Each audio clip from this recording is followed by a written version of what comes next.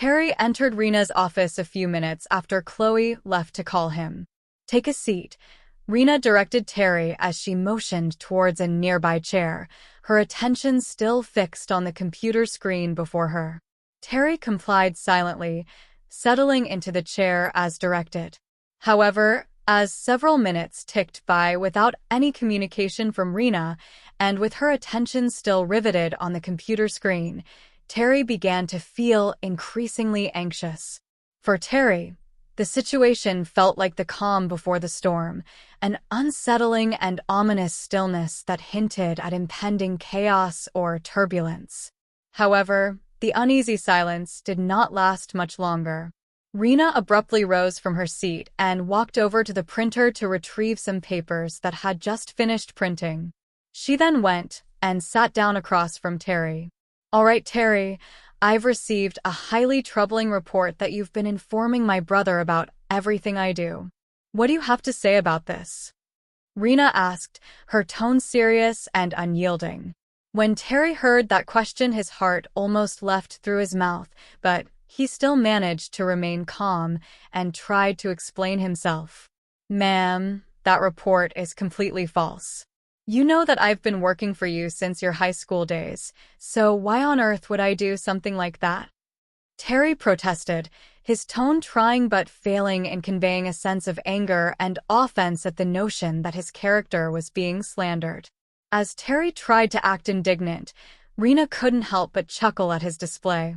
Although she still felt a lingering sense of betrayal from the day she learned that he was one of the individuals who had turned against her, the irony of Terry's feigned outrage struck her as amusing. "Ah, you really ought to take some acting classes, Terry.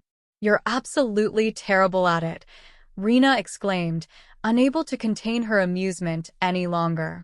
However, as memories of their past interactions flooded her mind, she found herself becoming increasingly angry at Terry's attempts to portray himself as a victim. Despite her rising anger, Rena managed to keep it under wraps, determined to see the meeting through without lashing out at Terry. She remained composed and focused, resisting the urge to slam the table in his face. "Ma'am, I think there's been a misunderstanding on your end. I wouldn't bother acting if I knew I was innocent," Terry insisted, doubling down on his earlier protestations. Terry persisted in his defense because he knew that any admission of guilt could prove fatal.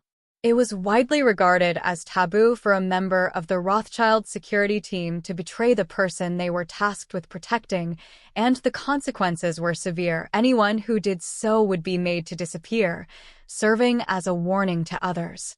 "Enough with the melodramatic performance, Terry. Do you really think I would base my accusations on mere speculation?" Rena's tone turned serious as she hurled the papers she had retrieved from the printer at Terry. Terry scrambled to pick up the papers that had been scattered around him, curious to see what was written on them. To his shock, he realized that they were transcripts of his conversations with her brother's secretary spanning the past 5 years. Terry was filled with fear and began to tremble as he comprehended the contents of the papers.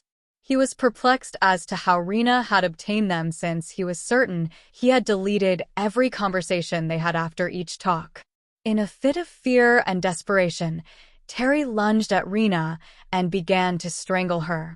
He acted impulsively, not thinking about the consequences of his actions or what he would do if he succeeded in killing her. KHGHH, Rena fought for air as Terry tightened his grip around her throat.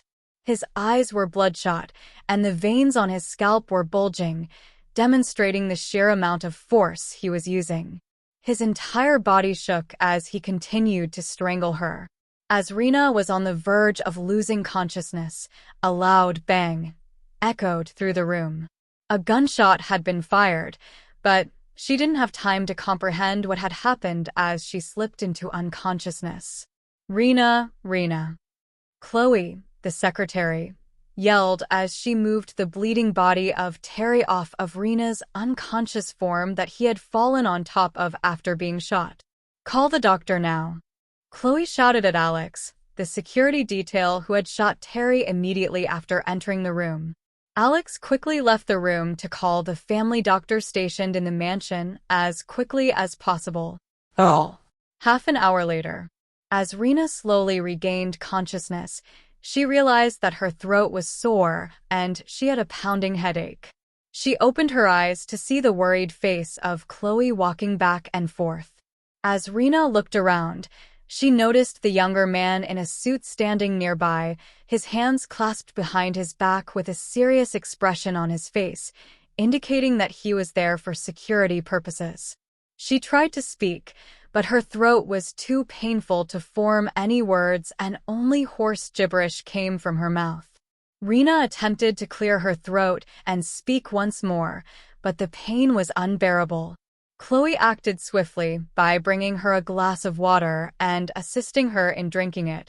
Rena felt relieved as the cool water she drank soothed her throat and eased the pain. After a moment, she finally managed to utter comprehensible words. "Who is he?" Rena asked in a hoarse voice while pointing at the young man in the room. "I'm Alex, your new security detail stationed here since last week, miss," Alex explained without waiting for Chloe to answer Rena's question. "Where is Terry?" Rena asked Chloe after she finally managed to recollect herself. Chloe hesitated for a moment before answering, "He's in the hospital. He was shot by Alex and is still receiving treatment at the moment." "But how did you know I was in danger?" Rena asked, not quite believing that it was just luck. "I didn't. I only came in behind him after he barged inside without even knocking or saying anything to me," Chloe replied, pointing to Alex. When Chloe and Rena turned to Alex, he explained, "About 35 minutes ago, I received a text message ordering me to be on standby. Then, 10 minutes later, I received another one to come into the room as fast as I could." "Aren't you the one who sent it?" He finished with a question as he was quite confused. "Oh, yes, I did send that message. The event must have slipped my mind." After realizing that it was Ava who had sent the message as a contingency plan, she decided to take credit for it to avoid creating any suspicion. Because she had never faced any significant threats or danger within her family, she failed to prepare for any potential contingencies. This oversight caused her to overlook the potential dangers when she attempted to comfort Terry. She simply hadn't considered the possibility of something going wrong, as she had never encountered a dangerous situation before. In her mind, she believed that everything was under control. She had devised an elaborate plan to turn Terry into a reverse spy, manipulating him into providing false information about her to her brother. She thought that she had covered all of her bases, and that nothing could go wrong with her carefully crafted scheme. But fate is a bitch, and she had experienced it firsthand. "Thank you," Rena thanked Alex for saving her. "It's my duty, miss," replied Alex, giving a small bow to express his appreciation for her gratitude towards him. "What did the doctor say about my condition?" Rena asked about her condition as it was the first time for her. "After examining your condition, the doctor said that you're fine and the bruise on your neck should heal within a week," Chloe explained what the doctor had told them. Rena attempted to sit up on the sofa in her workroom, where she had been laying on inerter to receive treatment. With Chloe's assistance, she was finally able to sit down on the sofa, and it was then that she noticed the blood stains on her shirt. "Can I have a new shirt?" Rena asked Chloe for new clothes. Here, Chloe seemed like she had expected to hear that request as she had the shirt in her hands by the time Rena finished asking the question. "Okay, can I have a moment alone?" Sarah requested as she began to unbutton her shirt to change, in search of some privacy. "Yes, miss," both Alex and Chloe responded as they exited the room to provide her with some much-needed privacy and alone time.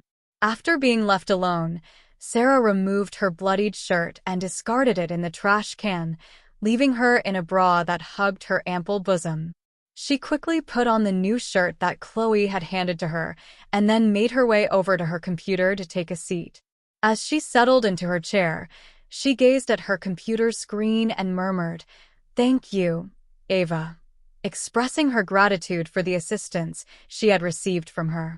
"As always, you're welcome," replied Ava calmly, feeling a sense of pride in herself for accomplishing one of the purposes for which she was created. "Time to move on to the next phase of my plan," Rena declared, determined to continue with her scheme, even though she had encountered a stumbling block right from the start. However, Ava interrupted her by locking the computer and stated, "You need to rest, Rena. I need to continue, or they will just, HAA." Rena tried to explain to Ava, but she immediately broke down in panic and started gasping for air. She was having a panic attack from the memory of what had happened to her. Even though it might seem childish for her to break down, it was the first time she had ever been physically assaulted by someone, so it was a traumatic experience for her. Despite her initial decision to continue with her plan without pause, the sudden interruption by Ava locking her computer forced her to confront her trauma. This resulted in Rena breaking down in tears, as she was unable to suppress her emotions any longer.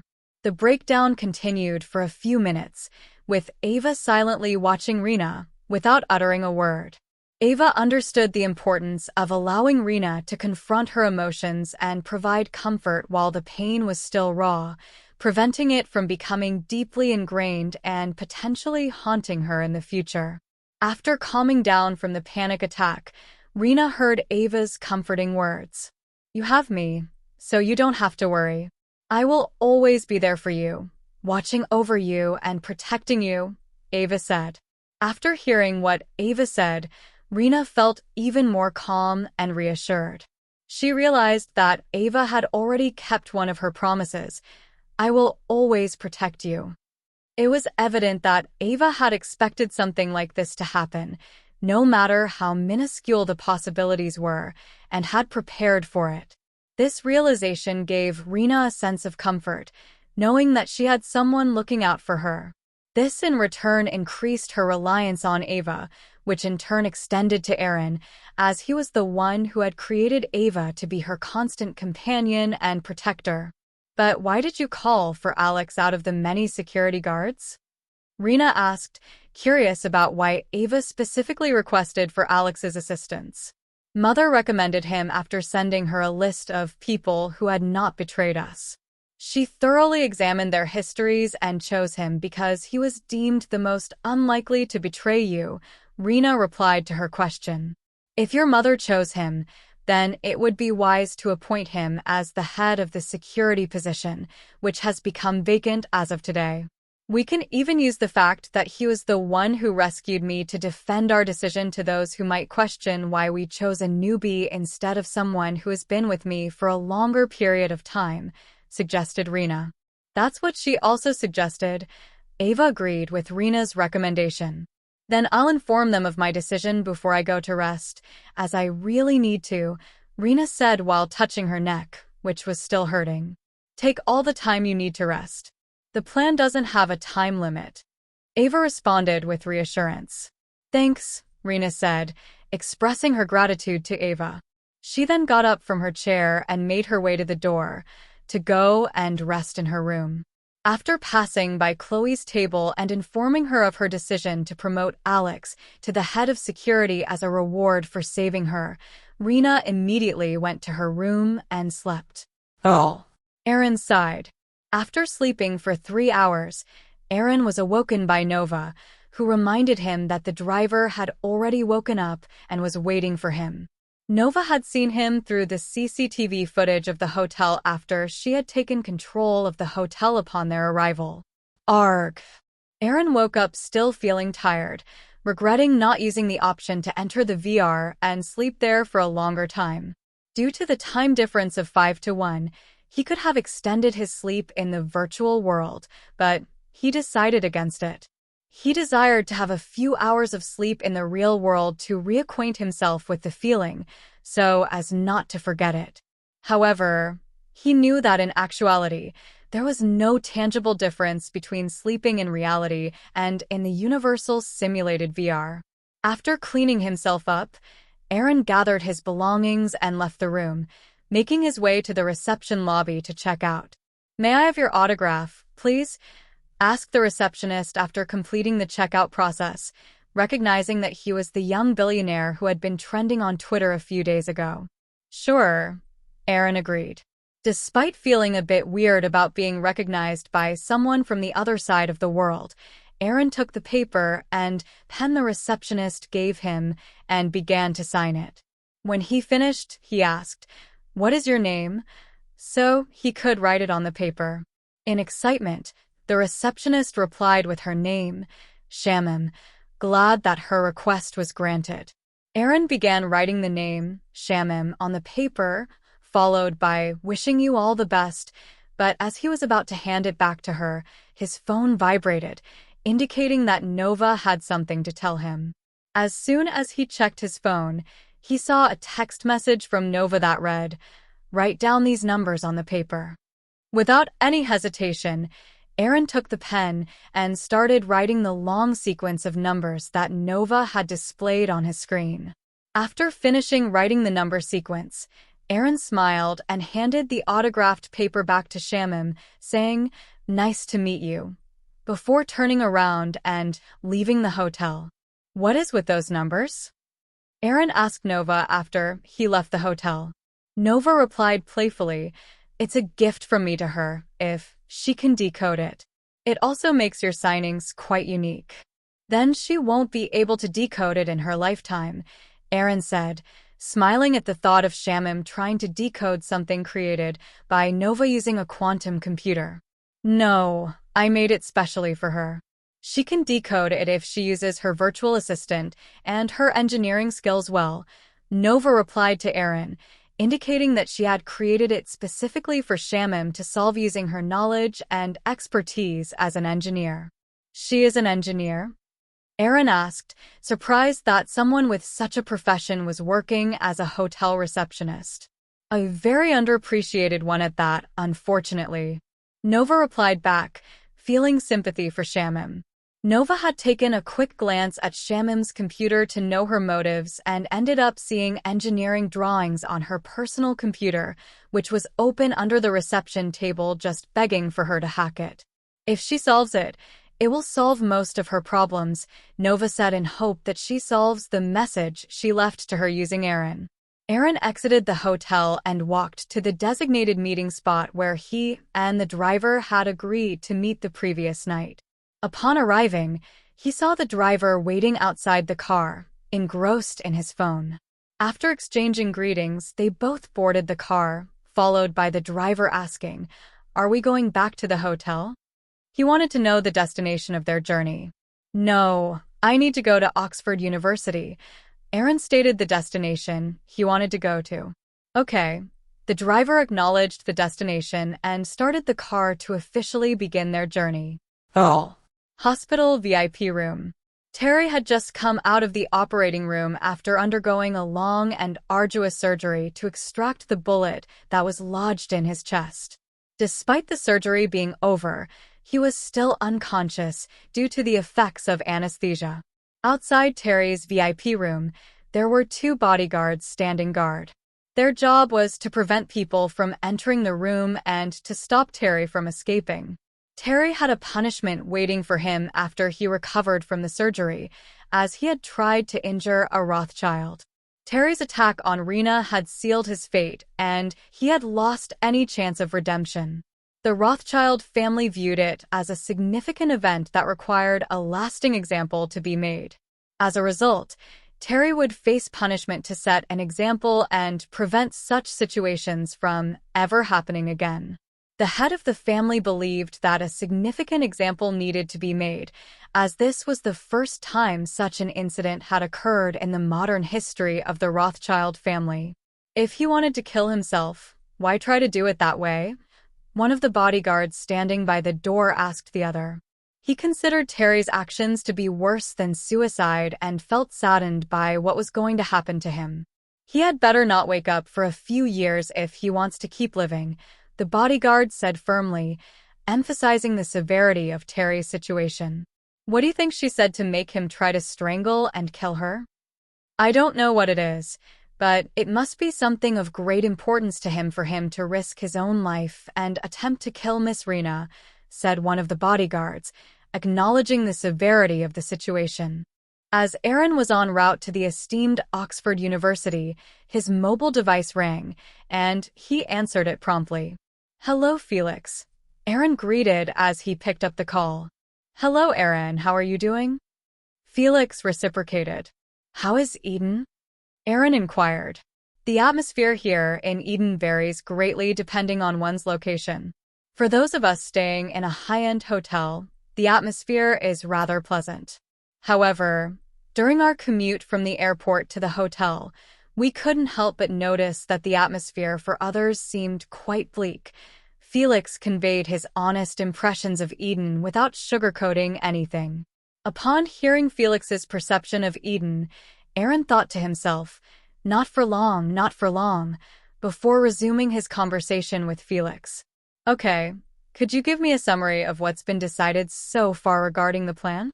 Aaron inquired, eager to hear about the progress made since Nova mentioned that they were discussing it a few hours earlier. "That's precisely why I called you. We've arranged a meeting for next week, and we've also devised an approach to broach the topic with the dictator, with the hope that he might even assist us in our takeover." Felix updated Aaron on the latest development regarding the plan.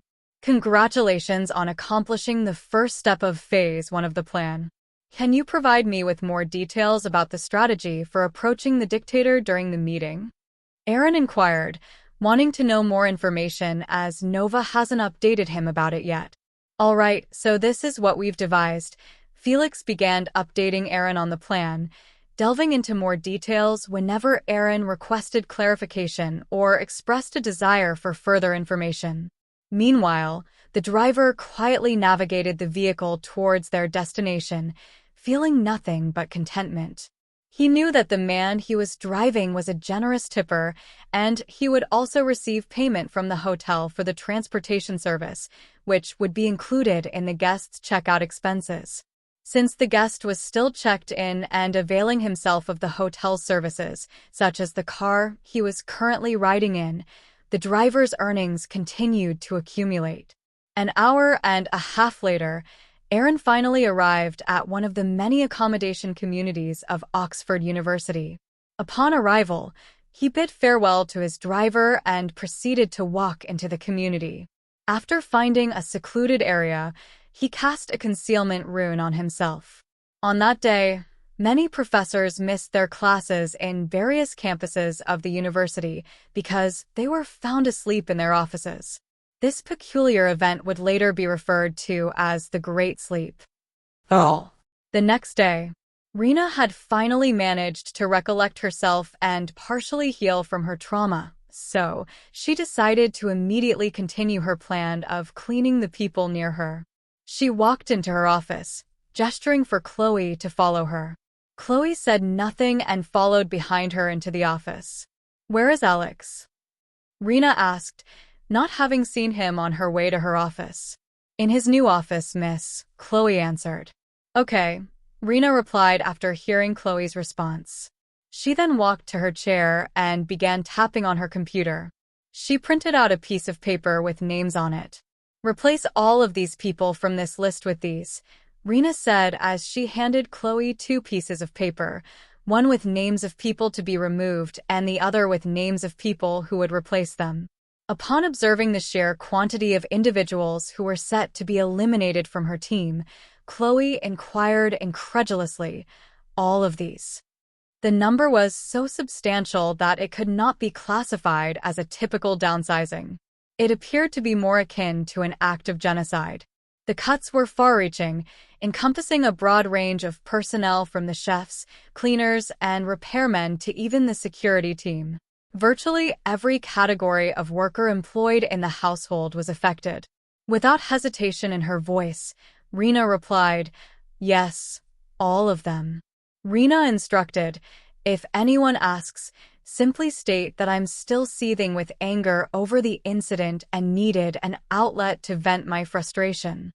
She used the excuse of being choked during the cleaning process as a cover for the elimination of spies who had been reporting to various members of the household.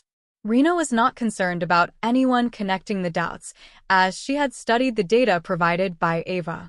She knew that each spy reported to a different family member, and most of them were unaware of the other spy's existence.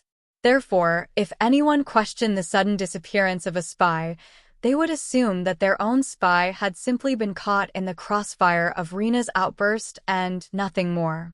Also tell Alex to always be within the vicinity of the office whenever I'm working, she instructed Chloe, who was on her way outside to accomplish the task she had given her.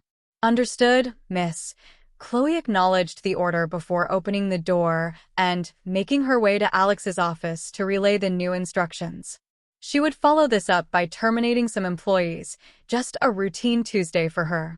After seeing that Chloe had left and she was left alone in the office, Ava greeted her. Welcome back, Rena.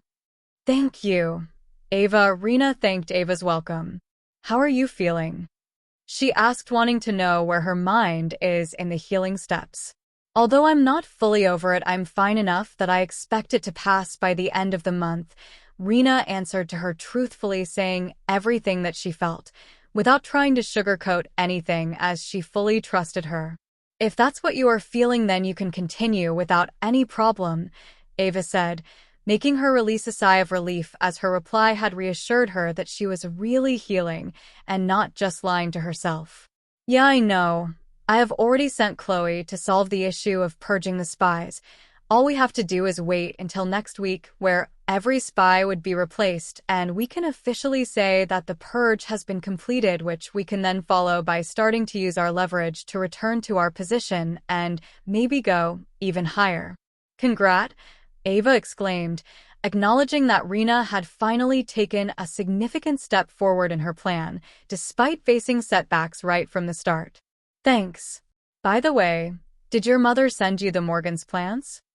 Rena asked, grateful for Ava's congratulations. She was curious to know if they had received the plans, and if so, she wanted to take a look at them. No, she hasn't sent them yet, Ava replied, delivering the disappointing news.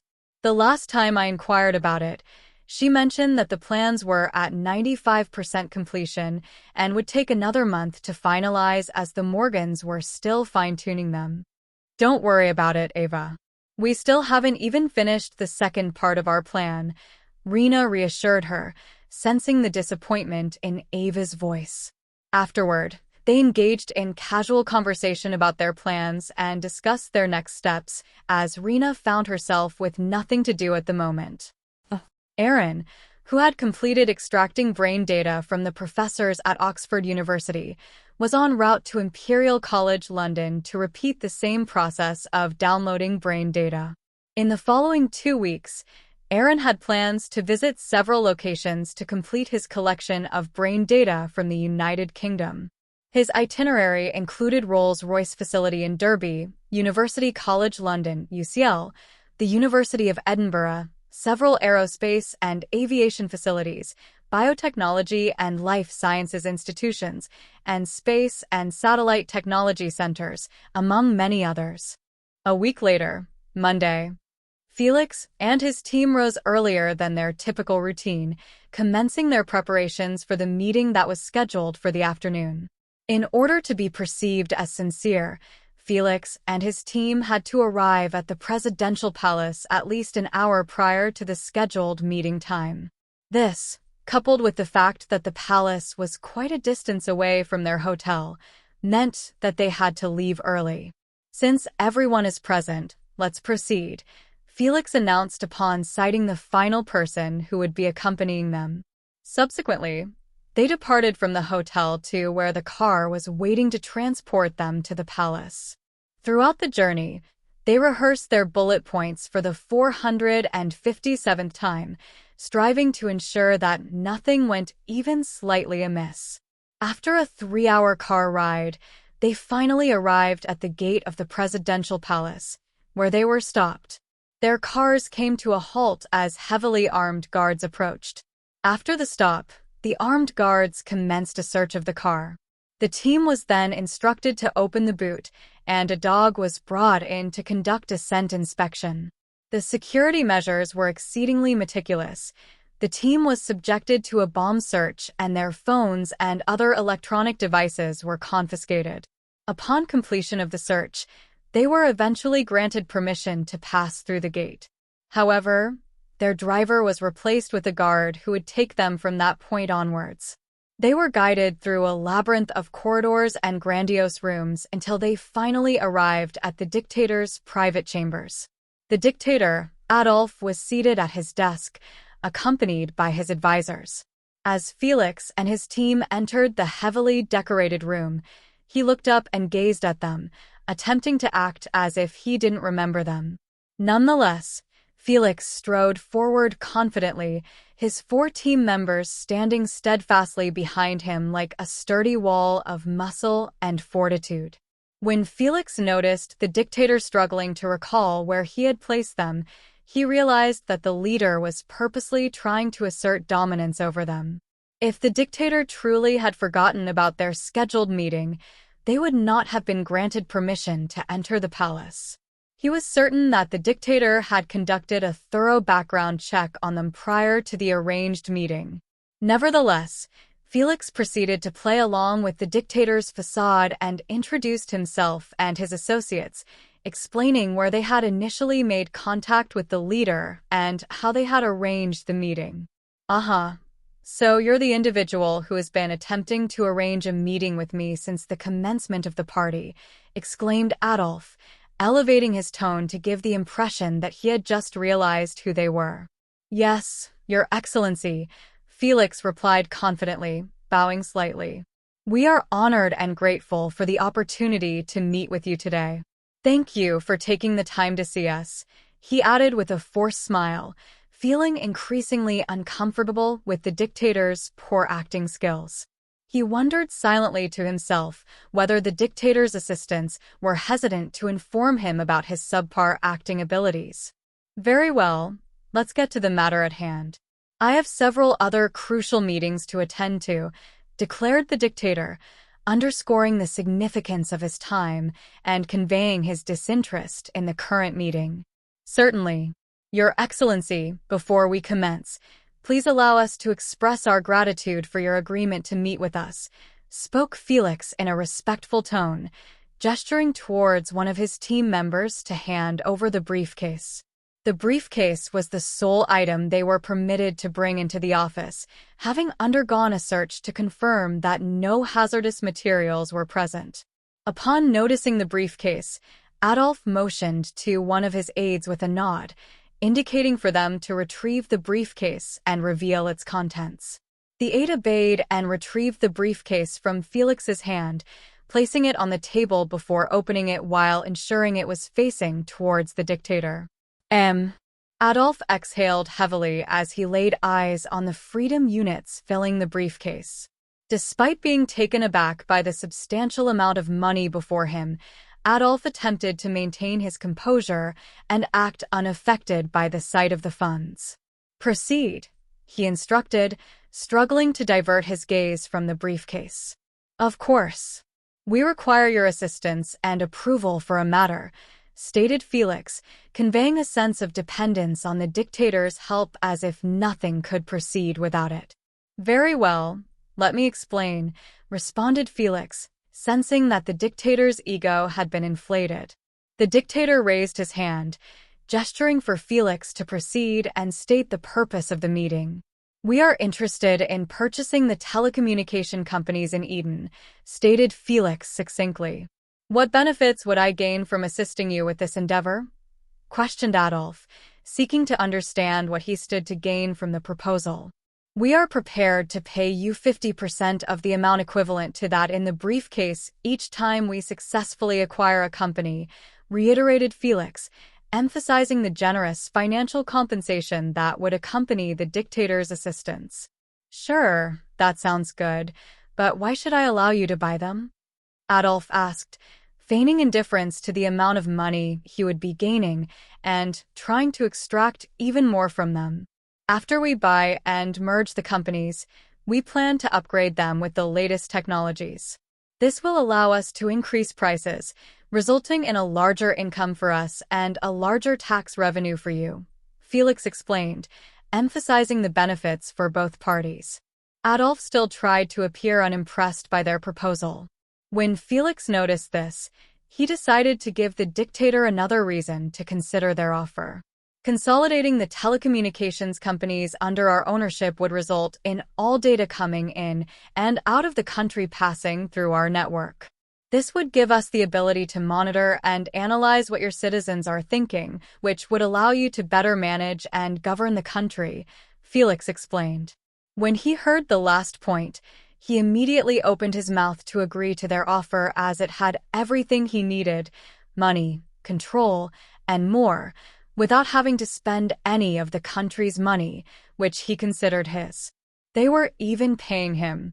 But just as he was about to express his agreement, he was interrupted by one of his aides. "What is it?" he asked, seeming quite annoyed by the interruption. The aide moved closer to him and whispered in his ear, reporting what he needed to say. When Adolf heard what his aide was saying, his eyes lit up with excitement at the beauty of the idea. "I agree to your proposal, Adolf," the dictator finally said, much to Felix's relief.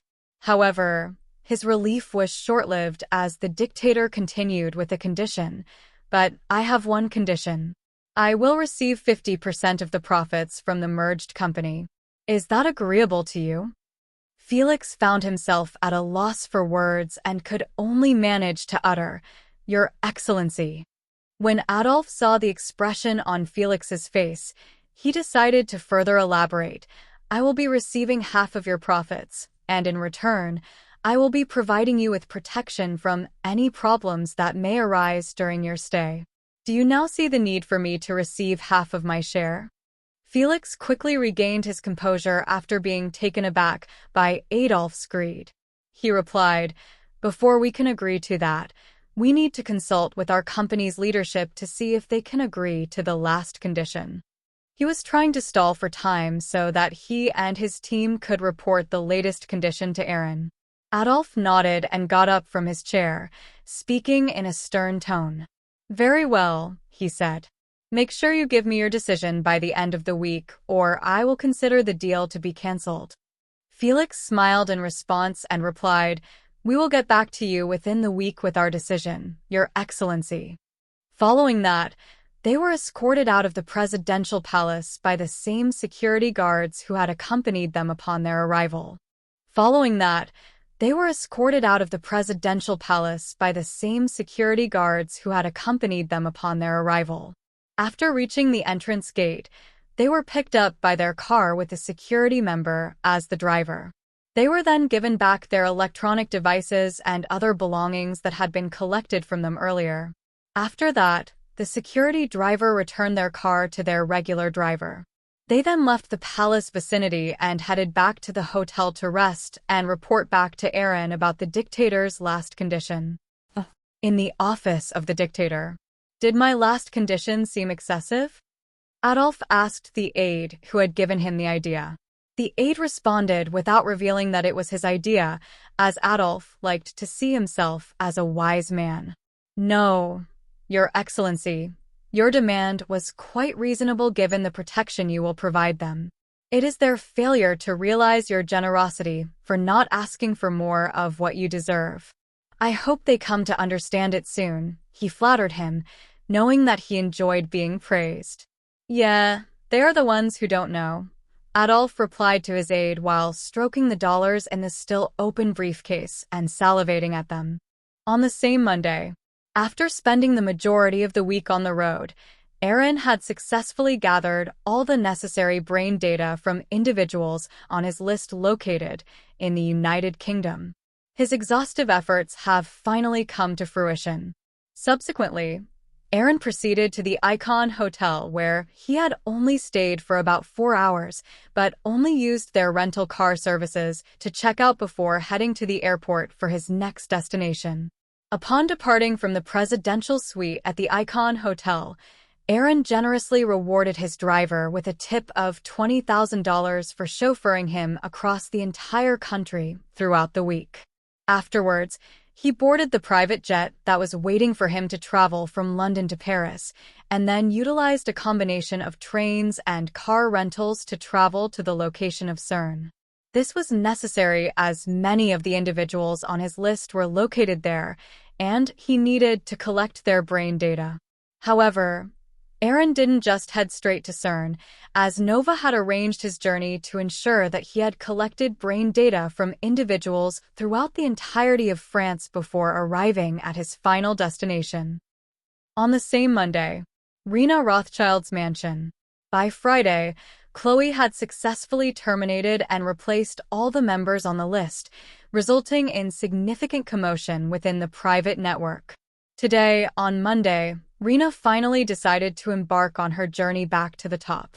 In her office, Rena could be seen sitting in front of her computer, having a discussion with Ava about the steps they would need to take for her to regain power.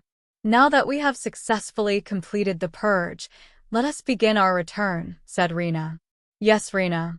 Rena reached for her phone to contact a member of the company's board, but in reality, these individuals were all relatives with ties to the Rothschild family. So, it could be said that she was actually making a call to a family member. "Hello," came the voice from the other end of the line after picking up the phone. "Hello, Hebel." Rena greeted the family member on the other end of the line with a hint of exhaustion in her voice, as if she had been through a lot. "Why did you call?" Hebel asked from the other end, showing his curiosity about the reason for Rena's call. Hebel had a feeling that Rena might be getting desperate and calling for help to return to her position within the family. This boosted his ego, as he was a member of the family who couldn't compete for the head position. Therefore, having a family member who could compete for the head position beg him for help in desperation would be quite fulfilling. "Are you available at the moment?" Rena asked in a voice that conveyed a sense of desperation, suggesting that she had been pushed to her limits. "Although I'm busy, I can spare about 15 minutes for you," Hebel replied, feeling a sense of ecstasy for having the upper hand in the conversation. "Can I come and see you for a talk? I have something important to ask you." "Sure, I'll be waiting for you at my mansion," Hebel agreed to the meeting, feeling a sense of satisfaction from Rena's apparent desperation. "Okay, I'll be there in 10 minutes, Rena replied, but her voice suddenly changed halfway through the sentence, forcing Ava to quickly take over and use a voice modulator to ensure that Hebel didn't realize that the entire situation was just an act on her part. Despite having fun with the situation, Rena wanted to maintain the illusion of desperation and keep up the act to achieve her desired outcome. "I'll be waiting for you then," Hebel said before ending the call, wanting to assert his dominance in the situation. Rena on the other side was laughing her ass off after recalling the excitement and sense of superiority in Hebel's voice on the other end of the line. "Rena, you almost blew up your act," Ava scolded her jokingly, as she too was enjoying the act they had put on for Hebel. As a wise man once said, if you have to do something, you might as well have fun doing it. Sun Tzu. "Anyway, let's go. We have a meeting to attend," Rena said as she grabbed her phone and tablet, preparing to leave her office. "Alex and Chloe, follow me. We have a meeting with someone in 10 minutes, Rena instructed as she walked past Chloe's desk, leading the way while the others followed closely behind. "Where are we going, miss?" Chloe asked as she walked alongside Rena, heading outside the mansion. "We're going to Hebel's residence," Rena said as she climbed into the car that Alex had brought around for them. Once they were all in the car, they began to make their way to Hebel's mansion, which was located inside their expansive compound. The family compound was so vast that they had paved roads connecting the various mansions, making it easier for vehicles to move around. Due to the large size of the family compound, each member had their own mansion. However, since it was not feasible to build all the mansions in the same location, they were constructed far apart from each other. This necessitated the use of cars to travel from one mansion to another within the compound. As they rode in the car, Chloe couldn't help but express her concern to Rena. "Miss, why are we going to his house? You know he'll just belittle you if you ask for his help," she said in a worried tone. Meanwhile, Alex remained focused on driving. "You don't have to worry about that, Chloe. I have something that will make him humble," Rena reassured her in a confident tone as Alex continued driving without saying a word. "Okay," Chloe replied, trusting Rena's judgment and not pressing for further details. The journey continued in silence for a few more minutes until they arrived at the porte-cochere of Hebel's mansion. The car came to a stop and they got out, where they were greeted by a servant who immediately led them to Hebel's office. After navigating through the ostentatiously decorated mansion that gave off a sense of insecurity, they finally reached Hebel's office. The maid knocked on the door to announce their arrival. "Enter," Hebel said in response to the maid's knock. "You can go in now," the maid said, opening the door for Rena and her secretary to enter. Rena entered the room, followed by Chloe, but she stopped her and said, "I will be having a private meeting with him. You wait for me here." Rena looked at both Chloe and Alex as she spoke. Upon hearing Rena's statement, Hebel's assumption was confirmed, and he became even more convinced that she was there to plead for his assistance, which only inflated his ego further. After instructing Chloe and Alex to wait outside, Rena entered Hebel's office and closed the door behind her before taking a seat. After Rena took a seat, Hebel remained focused on his computer screen, giving no indication that he considered Rena's presence to be more important than his current task. Rena remained silent, allowing Hebel to continue feeding his own ego. She knew that the higher he rose, the harder he would fall. After carrying on with his act of working for over 15 minutes and observing that Rena had remained silent throughout, Hebel finally decided to acknowledge her presence, feeling that he had fulfilled his desire for asserting dominance. So, he stood up from his desk and walked over to sit in front of Rena, finally ready to hear her reason for coming to him. Rena stared directly into Hebel's eyes and remarked, "You appear to have grown quite arrogant, making me wait for 15 minutes before attending to me."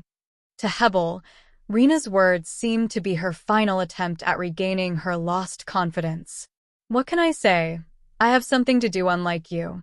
So, I can't just be available all the time," Hebel said, while crossing his legs and showing that he was feeling quite comfortable and her words did nothing to him.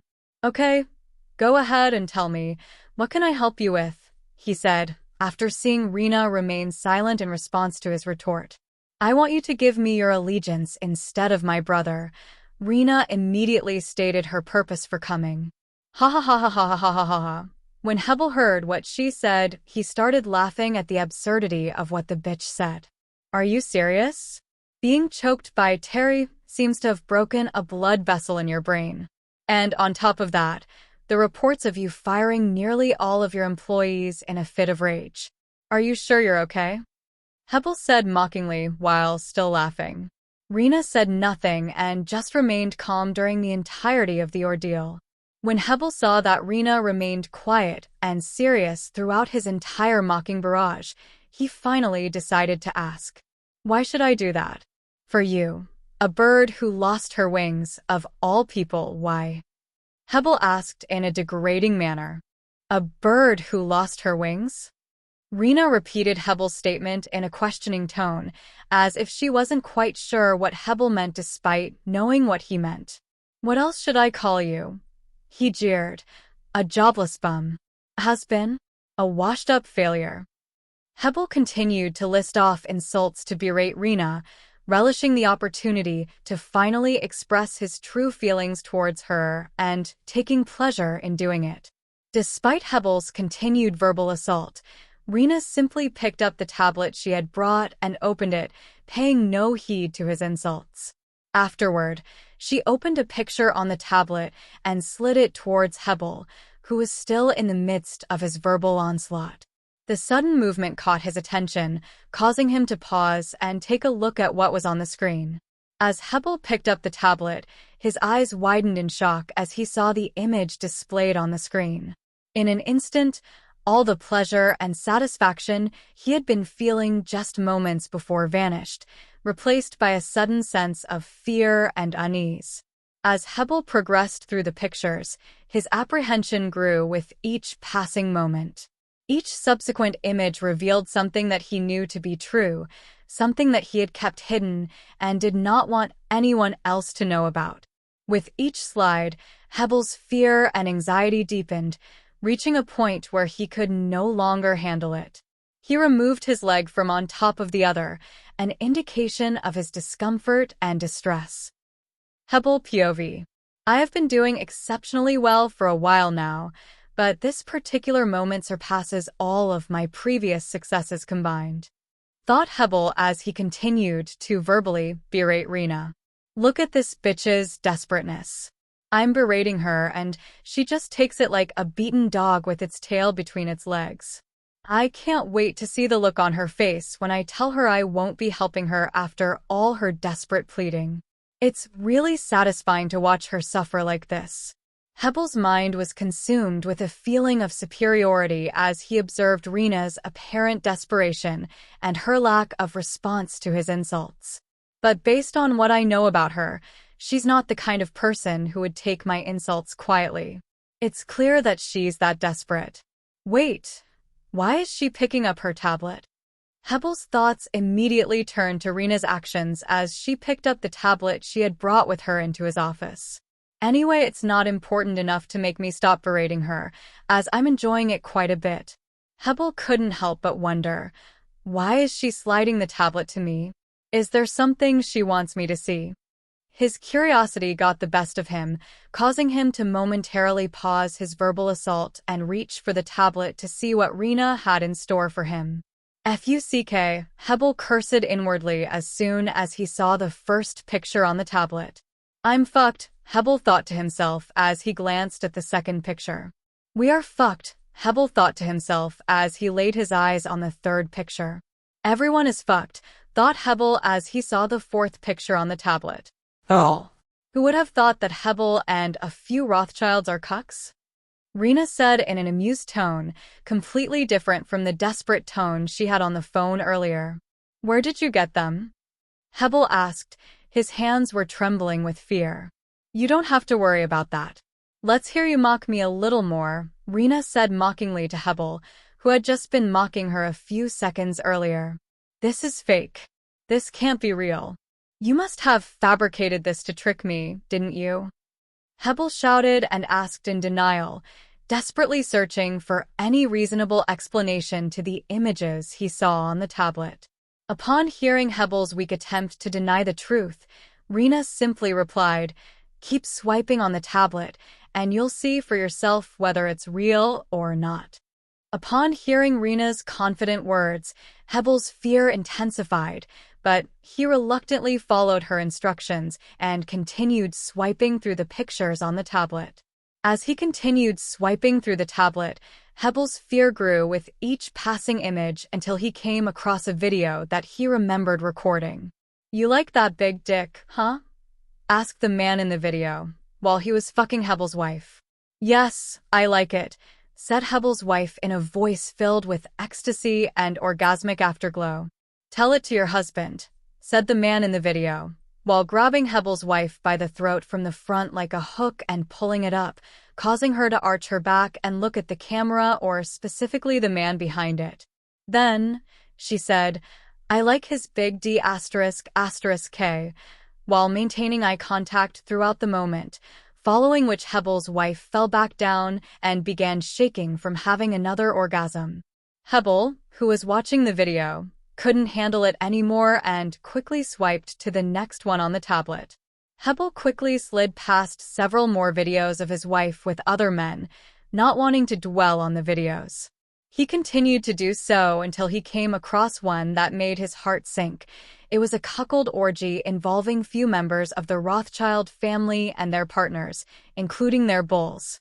Their wives were being lifted and ked by other men, while the husbands were sitting on chairs across the room, recording and stroking themselves as they seemed to be quite aroused by the scene unfolding in front of them.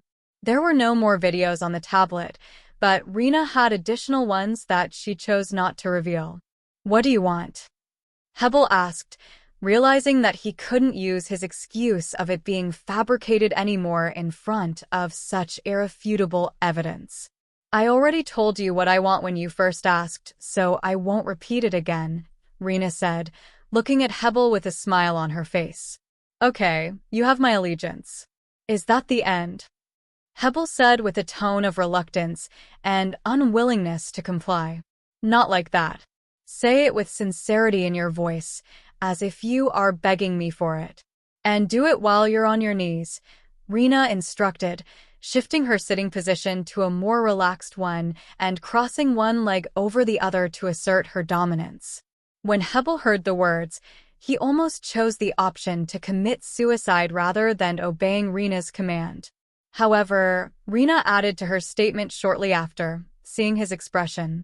"When the family head finds out that you're risking tarnishing the Rothschild gene by having your wives fucked by men who are not approved by the family, what do you think he'll do? Personally, I don't care about what you do behind closed doors, but I believe the family head will kill your wives and make an example out of you all," Rena threatened in a stern tone. When Hebel heard this, he finally broke down and went down on his knees, crawling towards Rena. He loved his wife deeply and knew that the family head, despite being inactive for a few years, would return and take drastic measures to punish him, his wife, and the others. The thought of his wife being brutally killed in front of him to set an example for their actions terrified him.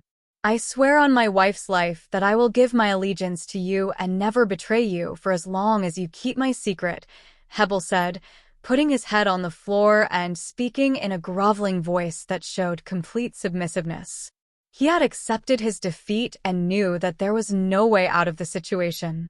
"Now, that is how you swear your allegiance," Rena said as she placed her foot on Hebel's head while he remained bowed, awaiting her command to lift his head. "When is the next board meeting?" Rena asked, despite already knowing the answer as Ava had informed her about it after intercepting the news from the private network. She continued to move her leg, squishing Hebel's head beneath her foot. "There will be a board meeting next month to approve one of your brother's proposals," Hebel said, his head remaining on the ground while being stepped on by Rena. "Good. Who else was involved in the cuckold orgy and other similar activities?" Rena asked, testing Hebel's loyalty and submissiveness to her. "It was Yoel, Yoram, Uriah." Hebel started listing the names of people in the last video he watched. He knew that Rena already knew who they were from just the video footage. After he mentioned them, he started listing other names of people who had attended other orgies that they had arranged. He didn't want to be the only one who was being threatened. "Looks like you have really accepted your fate," Rena said, realizing that he had mentioned all the people she knew about and had evidence that they were involved in the orgies. While she knew all of them, she had only shown Hebel one video to test his submissiveness in this specific moment. When Hebel heard her say that, he let out a sigh of relief for having mentioned all of them. Otherwise, he would have been in trouble for not mentioning them. The realization made Hebel even more fearful of Rena than he already was. It meant that Rena likely had even more evidence against him than what she had already shown, and based on his actions, cuckoldry might be the least of his problems if his assumption was true. "I shouldn't attempt to go against her unless I am confident that I can escape unharmed," Hebel realized. However, to him this seemed like an impossible task since Rena could have a backup plan in which, if he failed to stop its release, it would send all of the information to anyone she deemed powerful enough to use it against him as leverage, or even the family head for worse. Hebel's assumption was correct, but he was wrong about where the backup data was stored. Once Ava finished decrypting the data, she immediately sent it to her mother. She had finally found a way to send a large amount of data without raising suspicion by initiating it on the day when the private network was due for an update. This ensured that no one would be suspicious of the increased electrical usage and other observable parameters out of her control, as they would assume that the network was just using the resources to upgrade itself. Nova received the data and analyzed Rena and Ava's plan, making some improvements by using her computing power to optimize the plan for each individual based on their personality profile created from the analyzed data. This ensured that if Rena used the plan, every member she targeted would be threatened in the most effective way possible, using their fears just enough to make them swear their allegiance to her and not choose to go down together. Rena followed Nova's advice and used the threat of cuckoldry to intimidate Hebel, as Nova had determined that it would be the most effective tactic for him. Nova's analysis showed that this threat would cause Hebel to fear the unknown and unspecified damaging evidence that Rena possessed but had not revealed yet, and would be more likely to maintain his loyalty without her having to reveal any further evidence. Wait for additional instructions regarding the upcoming board meeting. Rena informed Hebel before getting up and heading towards the door to exit the office. Of course, I will wait for your instructions, miss. Hebel responded respectfully, raising his head which had remained bowed since he pledged his allegiance to her. Rena smiled upon hearing his response, but she didn't turn back to show it to him. Instead, she continued walking towards the door, opened it, and left without glancing back at Hebel even once. Let's leave. We're finished here, Rena said to Chloe and Alex, who were waiting for her outside the office. Yes, miss, Chloe replied obediently and started walking behind her. Alex also followed them silently, without saying a word. After getting into the car, Alex began driving them back to Rena's mansion. Did the meeting go well? Chloe inquired about the meeting's success upon noticing Rena's neutral expression, which usually signaled deep contemplation about something. It went extremely well, to say the least, Rena answered without giving any further explanation, prompting Chloe to refrain from asking any further questions and allowing Rena to continue her thoughts. Rena's POV. I can't believe it worked. Holy shit, Rena thought to herself, but she maintained her calm exterior in front of Chloe, but on the inside, she was freaking the shit out of herself. The reason being that despite having Nova's plan since last week, she didn't use it during her talk with Terry that almost resulted in her neck being broken. Instead, she had used the plans she came up with Ava. But during today's meeting, she had followed Nova's plan precisely, except for a few of her improvisations. Rena's anxiety stemmed not from the success of Nova's plan or the fact that it was a plan created by an AI, but rather from the realization that Aaron was the one who had developed the AI with such advanced capabilities. The way she saw it now, Aaron was an otherworldly being who should not be trifled with. This realization resulted in Rena making a solemn oath to never betray him under any circumstances. This didn't imply that she had planned to betray him before, but rather it heightened her sense of loyalty to him far beyond that of her own family.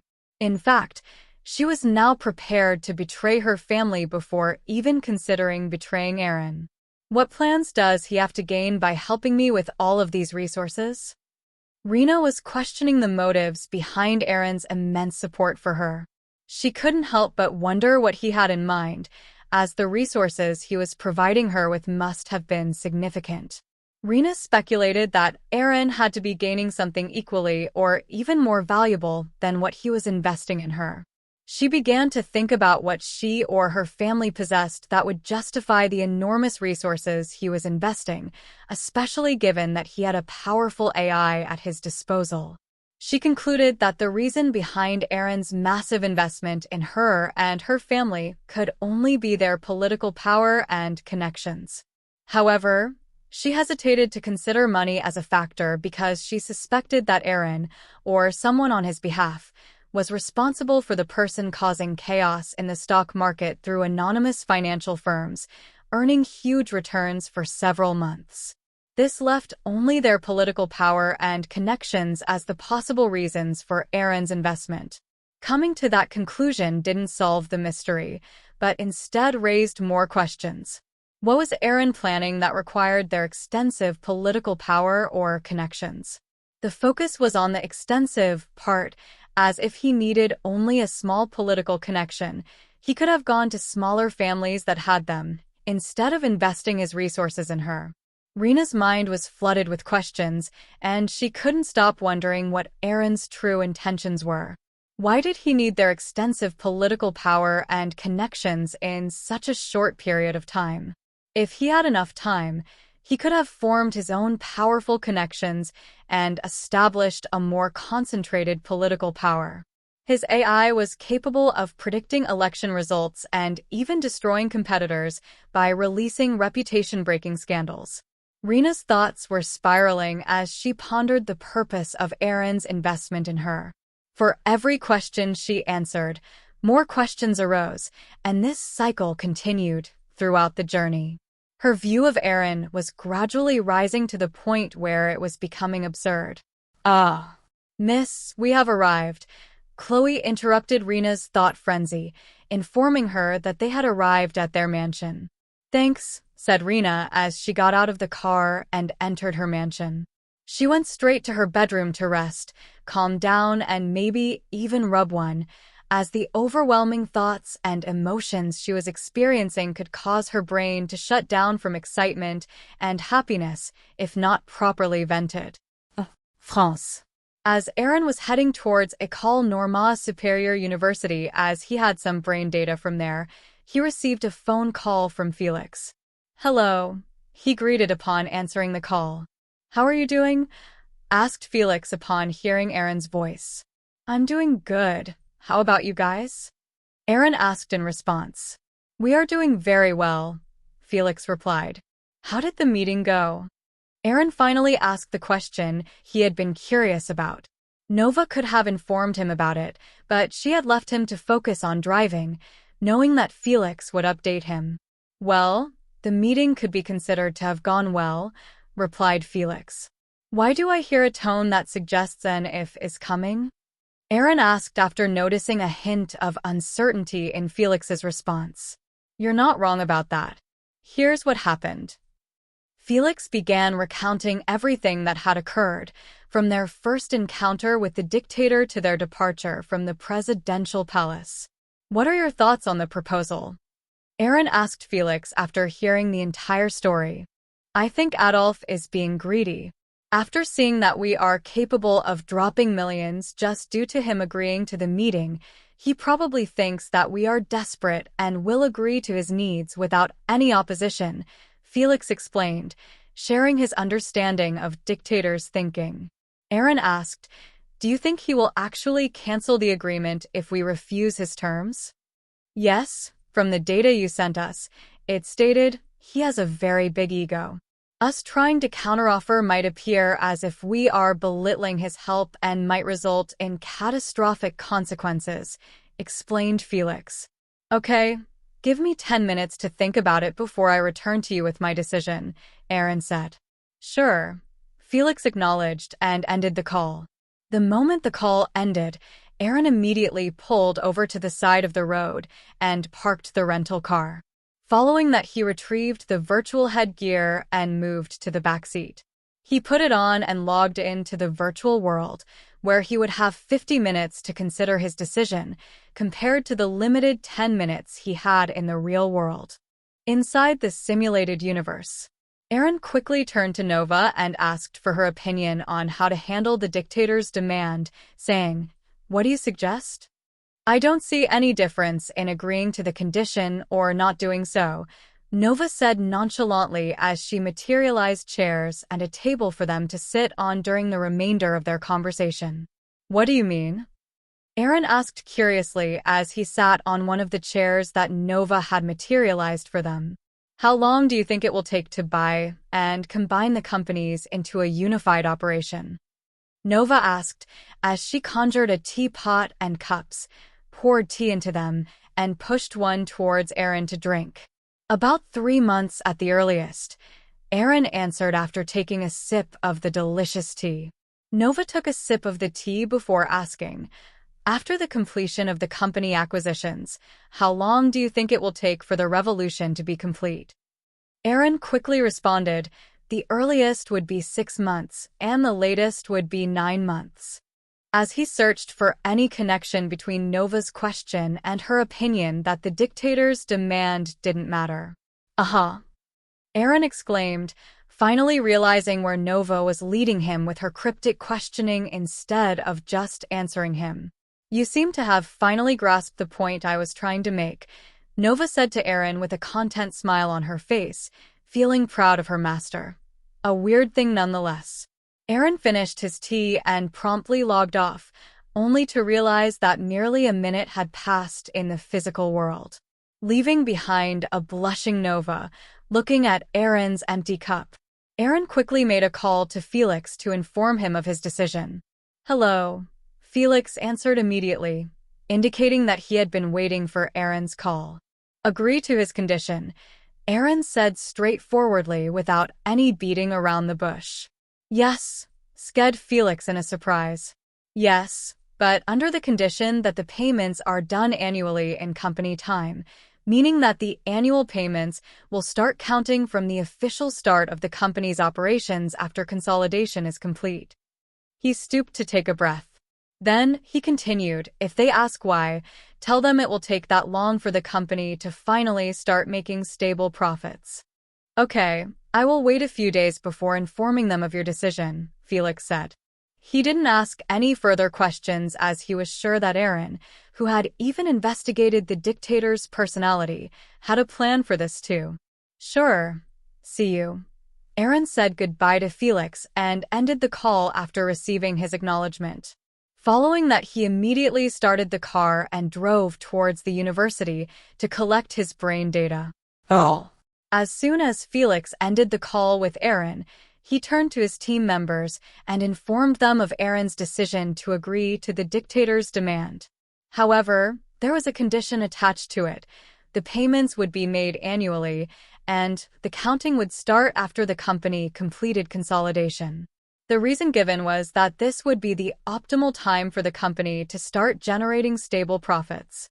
Upon hearing Aaron's decision, they were surprised that he had agreed to such an absurd condition.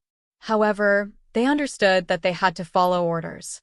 Okay, let's dismiss for now and reconvene for a meeting tomorrow, Felix instructed his team members, signaling the end of the discussion. The members left the meeting room and went about their own ways, heading back to their respective hotel facilities to rest. After everyone had left, Felix finally stood up and retired to his room to rest. He was feeling exhausted and stressed from the meeting, and sleep was the only thing on his mind. Tuesday. Rena woke up early this morning as she had gone to bed earlier than usual the previous night. After cleaning herself, she went to her workroom to begin the second day of her raising from the ashes. Welcome, Rena, greeted Ava as Rena entered her workroom and sat down in front of her computer. Thanks, Ava, Rena replied gratefully. Will you start right away or will you wait for a bit before you begin? Ava asked, curious about Rena's plans for the day. Yes, I will start immediately. We still have around 15 board members left that we need to threaten and gain their allegiance, Rena replied as she picked up the same tablet she had used the day before. She didn't have to upload anything onto it as Ava handled all the data transfer of important threat materials. Following which she left her office at once. After seeing Rena leave her office with the same tablet as yesterday, Chloe knew not to wait for any further orders and followed behind her, together with Alex. This time, where are we headed? Chloe asked, making sure that Alex knew the destination, so he could drive them there. We're going to several places. First, to Yoel's, then to Yoram's, and after that to Uriah's. I will let you know the next ones as we go. Rena instructed Alex on where to drive. After hearing the destinations, Alex didn't hesitate and immediately started driving Rena to the first location, Yoel's. Today Rena had planned on first receiving the Cuckold Orgy team's pledges of allegiance before moving to other board members. She needs to complete the task of receiving all the board members' allegiance by the end of next week if she wants to have enough time to go over her instructions about what to do at the board meeting. Oh. While Rena was on her way to receive Yoel's allegiances. Nestled deep within the sprawling Rothschild compound, there stood a magnificent mansion that caught the attention of anyone who passed by. It was the envy of all who laid eyes on it, a true marvel of architecture and design. The mansion was the second largest within the estate, overshadowed only by the infamous family head's personal residence.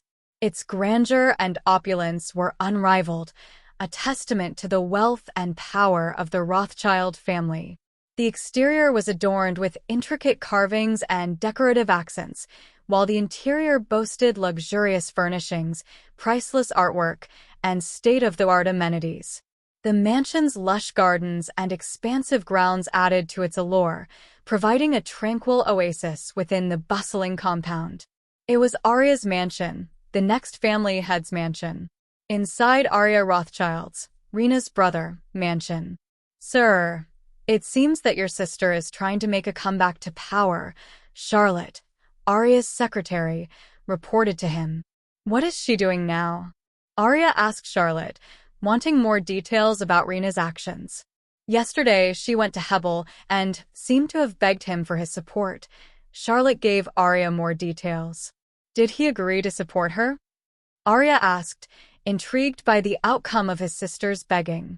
"Unfortunately, the bug we planted had run out of battery during the conversation as he was berating her, but according to our spy's report, he had denied her request shortly after the berating. She seemed to be trying to conceal her emotions as she left his mansion." "Okay, that's good. But why am I hearing about this just now, when it happened yesterday?" Hebel asked, curious about the delay in receiving news about his sister's actions. "As I had informed you last week, Rena fired nearly half of the workers in her house in a fit of anger after being choked by Terry. Among the fired people were our spies too, resulting in us receiving this news only from the side of spies in the House of Hebel," explained Charlotte about what caused the delay. "So, what has my sister done?" Arya asked Charlotte for further information on Rena's actions after being denied support by Hebel. After the meeting, she simply returned home and did not visit any of the other board members' residences. "Keep me updated on her. It's quite satisfying to see her struggle, even after being defeated multiple times," Arya said to Charlotte. "Yes, sir." Charlotte acknowledged the order and left Arya alone to continue his work. After Charlotte left him alone in his office, Arya rubbed his chin, contemplating what his sister could possibly be planning by begging the board members for help, even though she knew they were loyal to him. Although he had suspected that maybe she had a plan when she fired the workers and was just hiding her act of cleaning the spies, but when he heard that she had gone and begged someone that she knew was extremely loyal to him, it seems that he had overestimated her, which was nothing but good news to him. Arya knew that the family head was watching everything unfolding despite his inaction throughout the ordeal of sibling wars for power. "Just when I thought you couldn't go any lower, you seem to have a knack for exceeding my expectations, dear sister," Arya muttered to himself before bursting into laughter.